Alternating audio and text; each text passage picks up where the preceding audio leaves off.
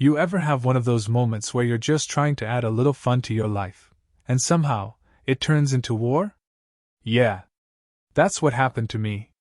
All I wanted was to make my front yard look a little less like a bland suburban copy and paste, and a little more me. It started on a random Saturday morning. I was at a garage sale 2 blocks over, not looking for anything in particular, just killing time and sipping my coffee. That's when I saw it. This slightly faded, bright pink plastic lawn flamingo sticking out of a box labeled $1 each. It was love at first sight. Something about the ridiculousness of it made me laugh. I picked it up, twirled it in my hand, and said out loud, "You're coming home with me, buddy." So I stuck it in my front yard, right next to the mailbox. Nothing flashy. Just a goofy little flamingo standing proudly on its skinny legs, leaning a bit to the side like it had one too many piña coladas. I gave it a name too, Freddy.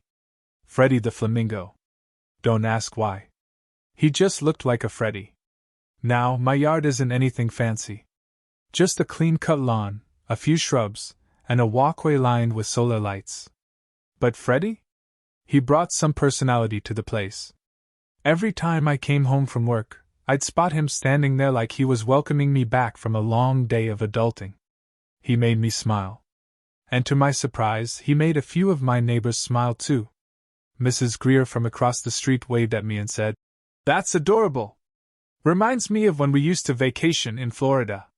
Even the guy who walks his dog at 7 a.m. every day gave me a thumbs up and said, "About time someone added some color to this neighborhood." I thought, cool. People are into it. But then, cue the dramatic music. 3 days later, I found a plain white envelope tucked under my doormat.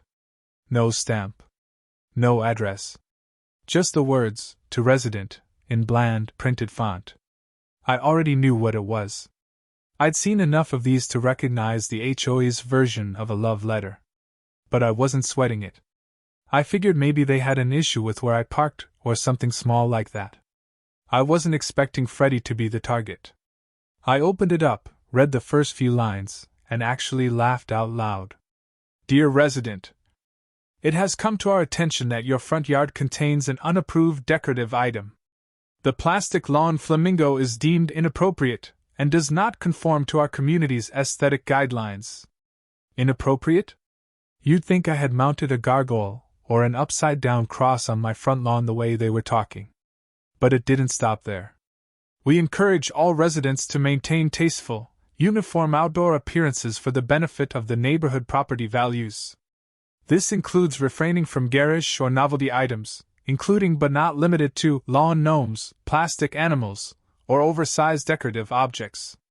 Please remove the item within 72 hours to avoid a formal notice of violation." Garish? Garish? Freddy wasn't garish, he was fabulous. They wrote this like Freddy was personally dragging down the Zillow value of every house in a 5-mile radius. Now, here's the thing, I'm not the kind of person who looks for a fight. But I am the kind of person who, when told, "You can't," immediately thinks, "Oh, can I?" The letter went right into the trash. Not even the recycling bin. The trash. And Freddy? He stayed exactly where he was. The next day, I got home from work and found him knocked over. Not by wind or a dog, no, the soil around him was clearly disturbed. Someone had yanked him out of the ground and tossed him aside. That's when I realized this wasn't just a suggestion from the HOA. Someone was going out of their way to make sure I got the message. That's when this whole thing became personal. So, what did I do? I marched out there, dusted Freddy off like a fallen comrade, and replanted him in the ground. This time deeper. Then I added a tiny sign next to him that said, "Long live Freddy." At this point, it wasn't just about a lawn ornament. It was about standing up to the absurdity of being told what I could and couldn't enjoy on my own damn property. That night, I sat out on my porch, sipping another cup of coffee, watching the sun go down while Freddy swayed in the breeze.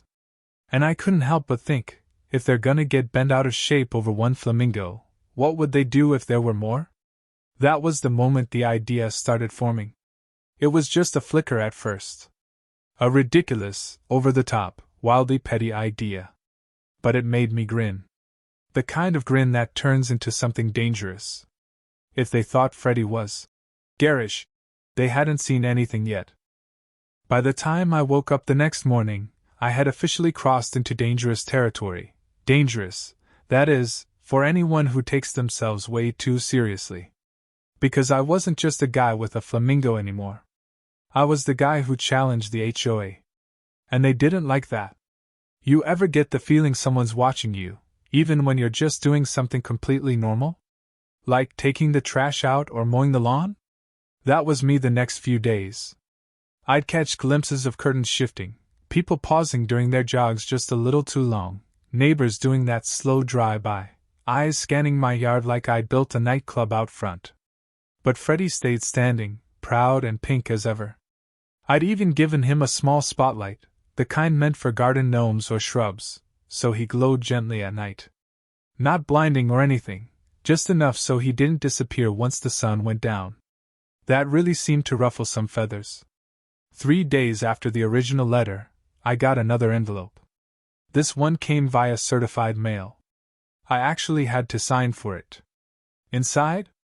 A notice of violation. Officially now. Failure to comply with the HOA's Decorative Guidelines Section 4B may result in fines of up to $100 per day, with possible escalation to a formal hearing. Formal hearing. Over a flamingo. I had to sit down because I was laughing too hard. This time, though, the letter had a different tone. It wasn't just policy and guidelines, it was practically dripping with passive-aggressive attitude. Things like, "We understand some residents may wish to express individuality. However, such expressions must still respect the collective image of our community." Collective image. Man, these people really thought they were running a country club, not a neighborhood of split-level homes with slightly mismatched mailboxes. But okay. If they wanted to play that game, I'd play. Just not the way they expected. Instead of removing Freddie, I posted a picture of him on the local neighborhood Facebook group. Captioned it, "They want to take him down. Should I let them?" That post exploded. Within an hour, I had 50 comments.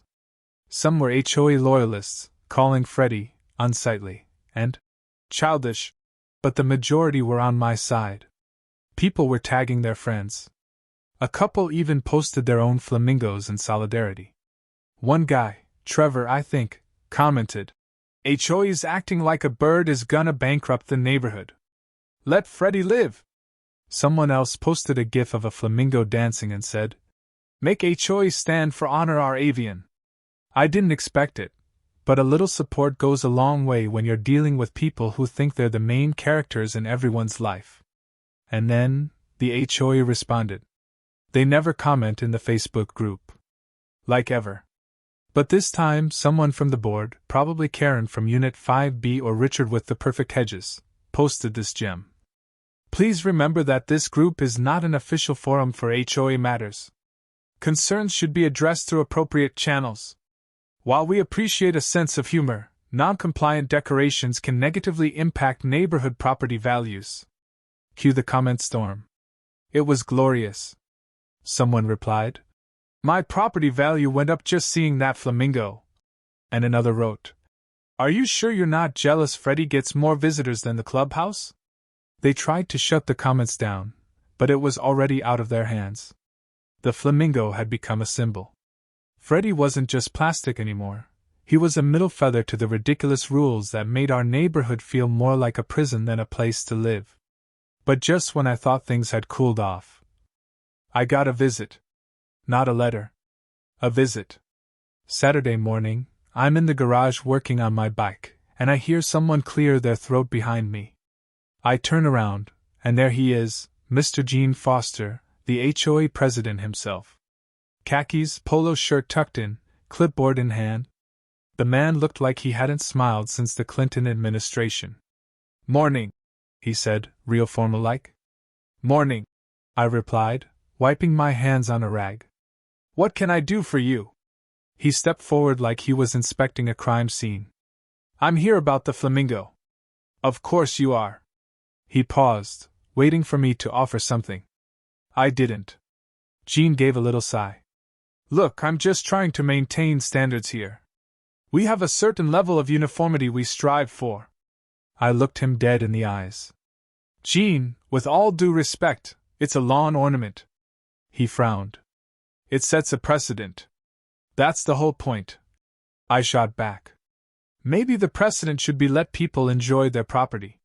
He muttered something about escalation and documentation and walked off.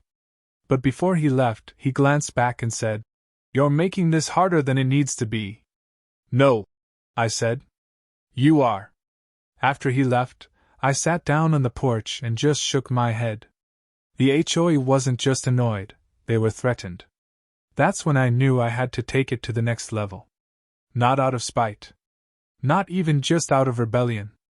It had become a matter of principle. They were treating fun like it was a virus. As if a pink bird posed some existential threat to neighborhood order. And honestly, if one flamingo could cause this much drama, I started wondering just how far I could push it. I pulled out my phone, typed 4 simple words into the search bar. Giant inflatable flamingo waving. And that's when things really started to get interesting. After Jean's little driveway diplomacy session, I knew 2 things for certain. 1. The HOA wasn't going to back down. 2. Neither was I. Look, I'm not some neighborhood anarchist. I pay my dues. I mow my lawn. I don't throw wild parties or let my trash bins sit out for 3 days. But the moment they turned a plastic flamingo into a full-blown neighborhood emergency, I knew this had spiraled into something bigger. It wasn't about rules anymore. It was about control. And I hate being controlled. So, that night, after checking to make sure nobody from the HOA was parked down the street with binoculars, I went inside, cracked open my laptop, and started looking for the most absurd, over-the-top flamingo I could legally put on my lawn. Not a replacement for Freddy. A statement. The deeper I went into the world of inflatable decorations, the more ridiculous and amazing the options got. There were flamingo pool floats the size of cars. There were 12-foot garden decorations that danced in the wind. But I wasn't here for average. Then I found it. A 30-foot inflatable flamingo. 30 feet. Tall enough to tower over the house. Designed for festivals, but technically it came with residential use in the specs. The thing even waved, like those wacky tube men at car dealerships, except somehow more fabulous. It was pink. It was proud. It was absolutely perfect. And it was expensive. Like, eye-watering expensive. But by that point, it didn't matter. I would have sold a kidney to get it. Lucky for me, I just sold a few collectibles on eBay the week before. So, in a moment of pure, glorious rebellion, I clicked. Buy now. Estimated delivery, 5 days. I grinned like a maniac. The HOA wanted me to take down one small plastic bird? I was about to give them a giant inflatable nightmare that waved at them 24/7. While I waited, I kept Freddy standing tall and added a few smaller plastic flamingos around him. I called it the flock. My neighbors started to take notice. A couple of people even dropped off their own lawn birds like offerings to some weird suburban shrine. One kid on a bike rolled by and said, "Whoa, are you the flamingo guy?" I said, "Guilty as charged." He replied, "You're a legend." Best compliment I've had in years. On day 5, I got the delivery. Big white box, delivered right to my garage. I cracked it open like it was Christmas morning. Inside was a mountain of pink nylon, a heavy-duty blower, anchor ropes, and instructions that warned things like, "Not suitable in high winds," and "May cause neighborhood-wide stares." Good. That's what I was aiming for. I didn't waste time. That night, under the cover of darkness, I rolled the nylon beast into my front yard. I ran the extension cords. Anchored it with stakes that could hold down a tent in a hurricane. Then I flipped the switch. Humph. That's the best way to describe the sound it made as it inflated. Slow at first. Then faster. The fabric took shape, rising from the ground like some pink suburban Godzilla.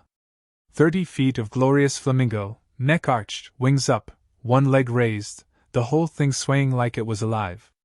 And the best part? The mechanical wing. It waved. It actually waved. Just a slow, majestic flap, like it was saying, "Hi HOA, I'm back, and bigger than ever." I stood there in the glow of my porch light, hands on my hips, looking up at my masterpiece. Freddie was still at the base, surrounded by his mini army. But now he had a king watching over him. I didn't sleep that night. I stayed up, sipping coffee, watching cars roll by. Some slowed down. One literally stopped. I saw flash after flash, people taking pictures. No one knocked. No one yelled. It was silent suburban chaos, and I was loving every second. The next morning? Oh, buddy. I was still on the porch when the sun rose, casting that first beam of light right onto the flamingo's face. A pink shadow fell across the lawn of my neighbor's house. The HOA president's house. Poetic. Then came the inevitable knock on my door. It was Gene. Again. This time, he looked less like a clipboard-carrying bureaucrat and more like a man who'd just seen the end of civilization. He didn't say hello. He just pointed at the giant flamingo and said, "You can't be serious." "Oh, I'm dead serious," I said, sipping my coffee. "This is a violation on so many levels.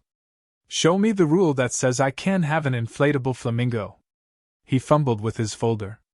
It's an eyesore. It's disrupting the visual harmony of the neighborhood." "You mean the visual harmony of beige siding and mulch? Come on, Gene. Lighten up. I'm issuing a fine," he snapped. "You already did. I'm not paying it. We'll take this to the board." "Can't wait," I said. "Bring snacks." Gene stormed off. I swear I saw the flamingo's wing flap just a little more aggressively in his direction. Beautiful. By noon, the Facebook group had blown up again. People were sharing photos with captions like "Flamingo Uprising" and "HOA Be Gone." Someone even photoshopped the flamingo onto the neighborhood welcome sign. And the best part? A few houses down, another flamingo popped up. Then another. Smaller ones, sure. But clearly in support. The HOA thought they could scare me into taking down Freddie. But now, there was no going back. I had started something, and I intended to see it through. Because if they thought one flamingo was a problem, wait until they realized this was a movement.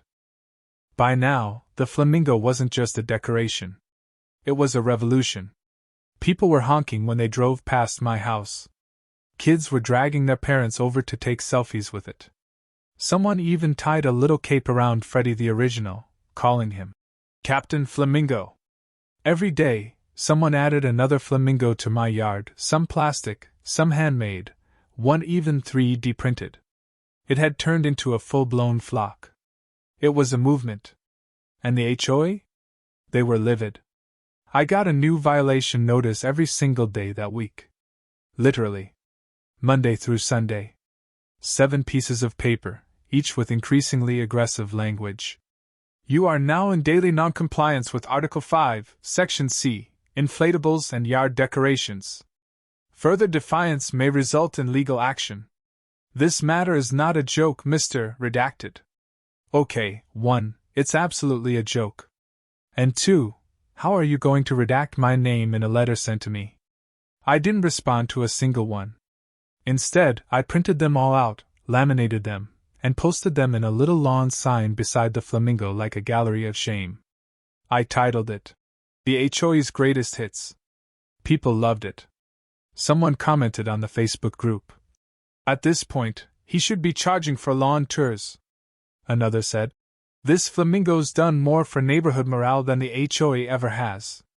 And still, Gene wouldn't quit. He started escalating. He called a special emergency board meeting. I wasn't invited, of course. But word got out through my buddy Trevor, who lives across the street and isn't exactly a fan of the HOA either. Apparently, they spent over 2 hours debating, emergency authority, to remove unauthorized visual obstructions, which is HOA speak for we're trying to figure out how to kill the bird. Then came the big one, a notice hand-delivered to my mailbox and front door, warning that the HOA had voted unanimously to dispatch a removal team if I didn't deflate the Flamingo by Friday. Let me say that again, a removal team. Like this thing was a security threat. Like SWAT was going to roll up in a van with grappling hooks and duct tape. So what did I do? I threw a party. Yep. I made flyers, pink of course, with a huge photo of the inflatable flamingo waving on the front and bold letters that read, "Farewell to Flamingo, block party this Friday. Music. Food. Fun. HOA meltdown guaranteed." I passed them around the neighborhood and posted them online. I even made an event page and titled it, "Rise of the Flamingo, the Final Flap." The RSVP count hit 80 by the next day. Friday came fast. I set up speakers on my porch and had a playlist going full of bird-themed songs. Surfin' Bird, Rockin' Robin, Free Bird, the classics. My cousin grilled burgers in the driveway. A neighbor brought pink lemonade in a punch bowl shaped like a bird bath. The front lawn? It was a sea of flamingos. People brought more. Tiny ones, massive ones. One family even wheeled in a pink flamingo floatie with their toddler riding in it. Then came the moment. At 6 p.m. sharp, just like the letter said, the removal team arrived. It was Jean, 2 board members, and a couple guys from a landscaping service the HOA sometimes uses. One of them had hedge clippers. Another guy carried a step ladder. They looked like a group of dads trying to win a fight at Home Depot. Jean stepped forward and, for once, didn't bother with greetings. "Mr. Last Name," he said loudly over the music. "We are here to enforce the HOA's ruling regarding your inflatable." I took a bite of my burger. "You're more than welcome to try, Jean." He held up a paper. "Per our emergency powers, granted by a 4-0 vote, we have the right to forcibly deflate and remove all non-compliant decorations after written notice." "You mean this?" I said, pulling the laminated notice off the gallery and holding it up. "Very artistic. Not enforceable." Jean motioned to the landscapers. "Please begin removal." Now here's where it gets good. The second one of them stepped onto my grass, the entire party, all 80 people, let out a dramatic gasp. Someone yelled, "They're going for the bird." That same kid from earlier pointed and screamed, "Not Freddy!" The landscaper froze, clearly not expecting a full-on crowd. I think he thought he was coming to trim hedges or something. But now there were phones out, people recording, some even live-streaming. And then, pure magic. One of my neighbors, Ms. Elaine, retired, sweetest woman ever, usually the one knitting on her porch, marched right over and stood in front of the flamingo. "You'll have to go through me," she said, arms crossed. Jean blinked. "Ma'am, please." "Nope," she said. "This bird brings joy. That's more than I can say for any of your letters." One by one, people started standing in front of the flamingo like it was the Lincoln Memorial. It was surreal. Parents with kids. A couple teens with pink face paint. Even my mailman gave a little salute as he passed. Jean was furious. "This is obstruction," he shouted. "This is illegal." "Nah," I said. "This is community." Someone started chanting, "Let the bird stay! Let the bird stay!" Others joined in. It was like Occupy Suburbia. The landscapers looked at each other, then back at Jean. The one with the clippers shrugged. "I'm not messing with that crowd, man. I'm out." They left. Jean stood there for another minute, absolutely stunned. Then he stomped off without another word. The whole lawn erupted in cheers. Music blasted. Someone set off a single, totally illegal firework. And there it was, my 30-foot flamingo, flapping gently in the breeze, victorious. That was the night the flamingo didn't just rise. It won. After the flamingo showdown, things were never the same in our neighborhood. Jean didn't return my calls, or my eye contact, for about 2 weeks. Not that I minded. The HOA went unusually silent after their attempted removal mission turned into a full-blown block party mutiny. For the first time since I moved in, the board didn't send me a single notice. No violation letters. No fines. Not even an angry post-it on my mailbox. It was almost peaceful. But that peace was anything but quiet. Because the flamingos? Oh, they multiplied. I'm not exaggerating when I say the entire neighborhood got in on it. It started small. My next-door neighbor, a quiet guy who barely waved at me before, installed 2 pink metal flamingos in his garden the day after the party. A couple down the street painted their mailbox bright pink and glued tiny wings on the side.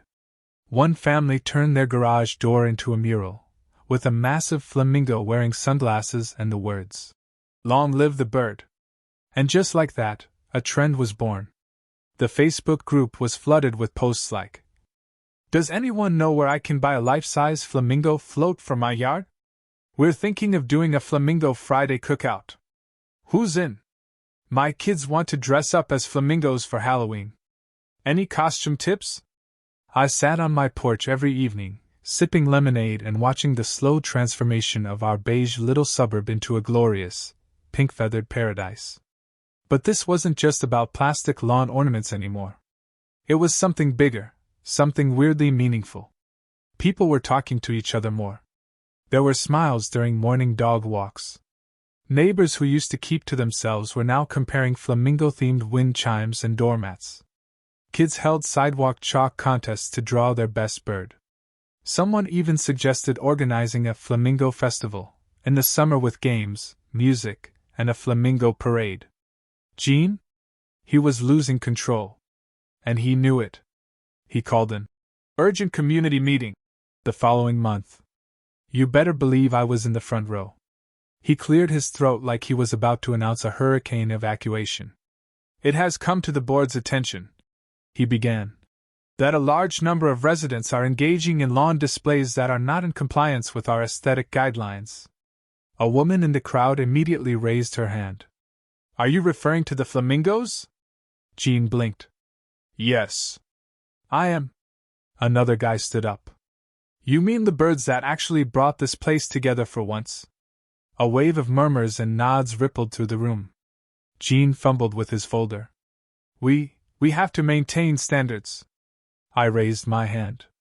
"And what standard is being violated exactly? Joy? Color? Community?" There was laughter. Actual laughter. Jean tried to reel it back in.